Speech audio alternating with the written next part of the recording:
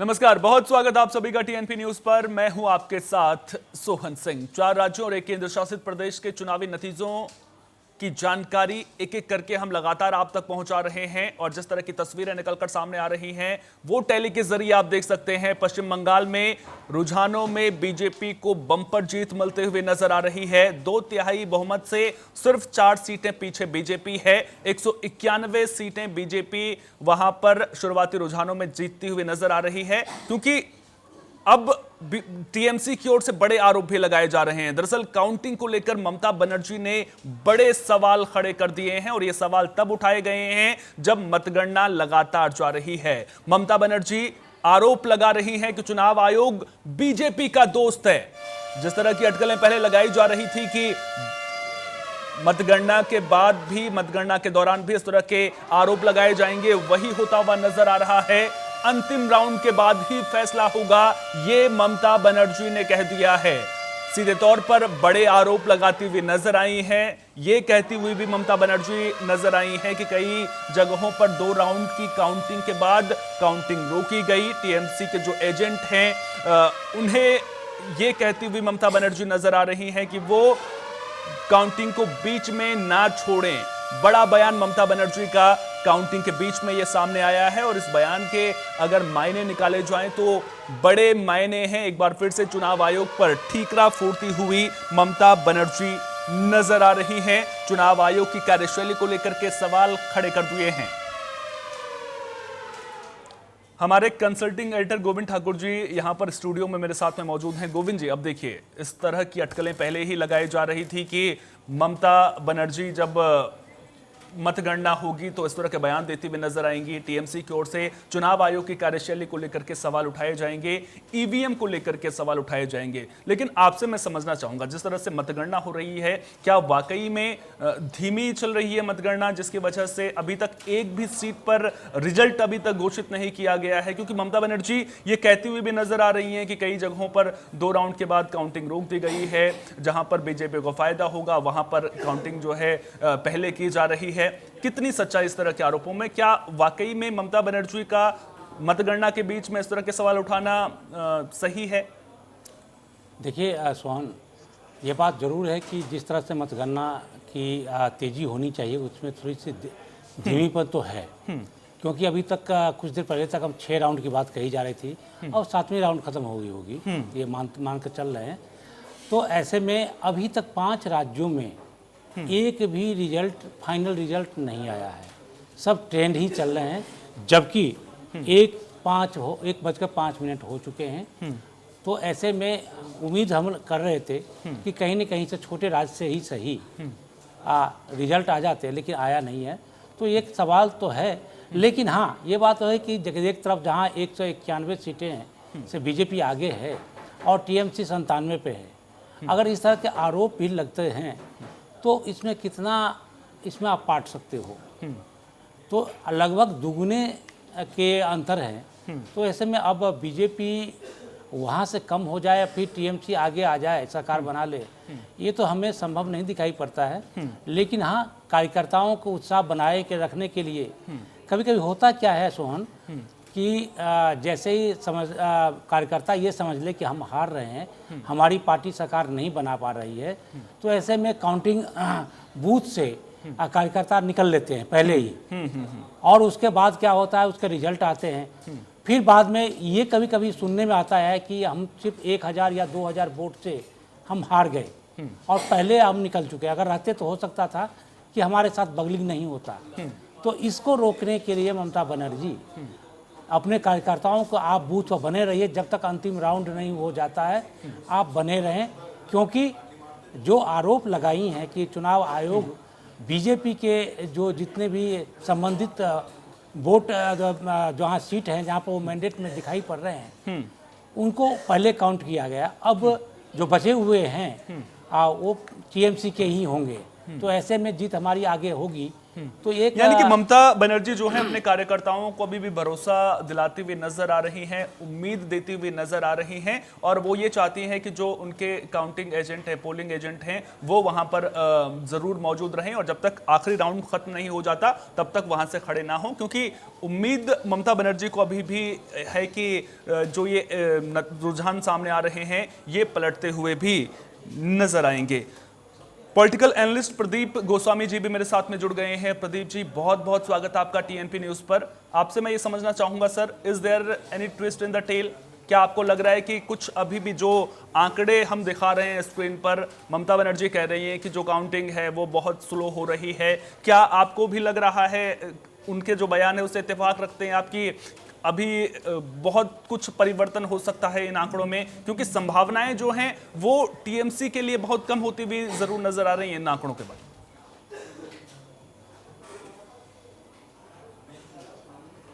प्रदीप जी, आपको मेरी आवाज मिल पा रही है?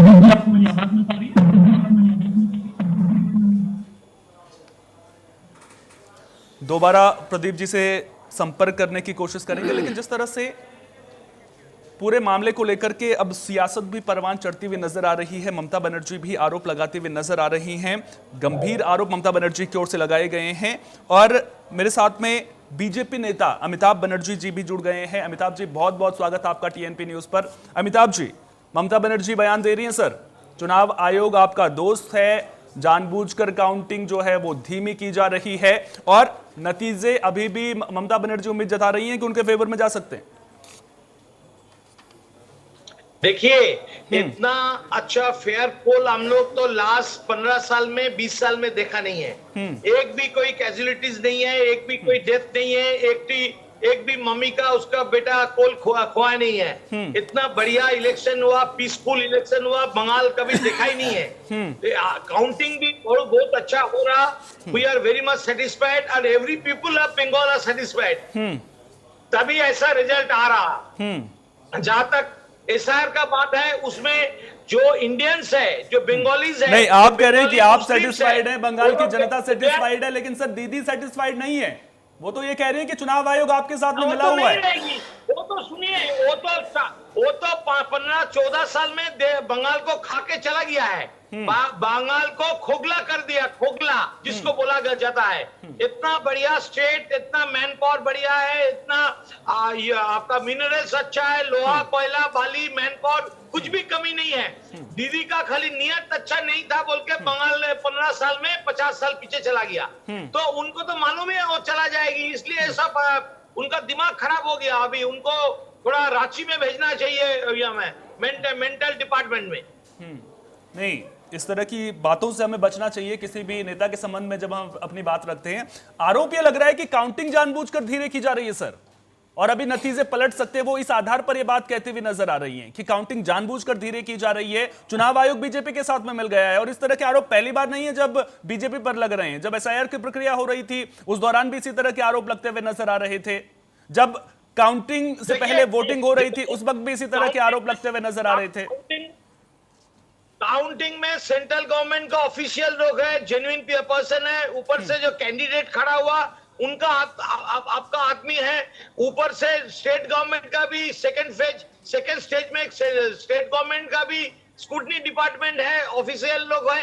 तो काउंटिंग बहुत ही अच्छा ज्यादा हो रहा। It will be slow because to make a perfect counting तो ये हो सकता है, लेकिन काउंटिंग जो आपको रिजल्ट आ रहा 193 में लीड है अभी बीजेपी का, मतलब बीजेपी सरकार में आ रहा more than with the 2,200 votes candidate winning candidate and विधानसभाs। ठीक है, आपको अभी भी उम्मीद है कि जो बीजेपी है वो 200 सीटें यहां पर जीतती हुई नजर आएगी, यानी कि जो 2/3 बहुमत है वो जीतती हुई नजर आएगी, और अगर ऐसा होता है तो फिर काफी बड़ी जीत इसे बीजेपी के माना जाएगा। हमारे साथ में एक बार फिर से पॉलिटिकल एनालिस्ट के तौर पर प्रदीप गोस्वामी जी जुड़ गए हैं। प्रदीप जी, आपका बहुत बहुत स्वागत। सर, आपसे समझना चाहूंगा, ममता दीदी जो आरोप लगा रही हैं किस तरह से देखें सर? उन आरोपों को सियासी चश्मे से देखें या फिर ये हार के बाद में एक स्क्रिप्ट तैयार करने की कोशिश की जा रही है, कि एक जमीन तैयार करने की कोशिश की जा रही है कि हम इसलिए हारे हैं ताकि चुनाव आयोग क्योंकि बीजेपी के साथ में मिला हुआ था, उस तरफ दीदी के इस बयान को उससे जोड़ करके देखा जाए, या फिर वाकई में कुछ गड़बड़ झाला है? जिस संस्था पर शांतिपूर्वक चुनाव करवाने की जिम्मेदारी थी, शांतिपूर्वक काउंटिंग कंडक्ट करने की जिम्मेदारी थी, उसको लेकर के सवाल उठाना कितना सही है? अब क्या ग्रेसफुली इन नतीजों को स्वीकार नहीं किया जा सकता है? देखिए, सबसे बड़ी चीज कि ये है कि जो चुनाव आयोग है वो फूंक फूंक कर कदम रख रहा है। वो पांचों राज्यों में कहीं पर भी जो है वो इस तरह की ढिलाई नहीं देना चाहता कि जिससे जो है उसके ऊपर कोई आक्षेप लगे।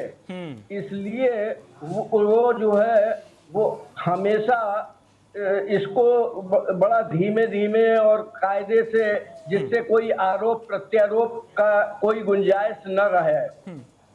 इसलिए अच्छा, जहां तक ममता बनर्जी जी की बात है, उन्होंने जो है वो कोई भी ऐसा काम जो है, कोई भी पार्टी हो, उसका नेता जो है जब चुनाव हारता है तो वो कोई ना कोई बहाने ढूंढता है, और वही बहाने जो है वो ममता जी जो है उसको ढूंढ रही हैं और उसको बोल रही हैं, और अपने समर्थकों को जो है वो वहां बनाए रखने के लिए उनको जो है ये आश्वासन दे रही हैं कि अभी जो है वो केवल बीजेपी के वोट खुले हैं और आपके वोट अब खुलने बाकी है। अगर आप लोग यहाँ से भाग गए या चले गए तो ये लोग जो है बेईमानी कर लेंगे और इसको जो है वो अपना जीत लेंगे जबरदस्ती।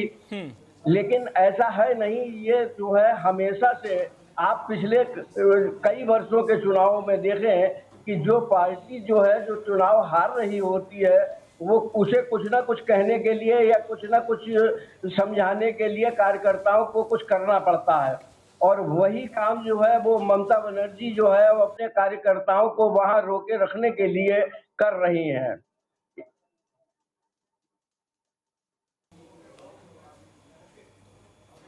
तो कुल मिलाकर अगर देखा जाए तो पश्चिम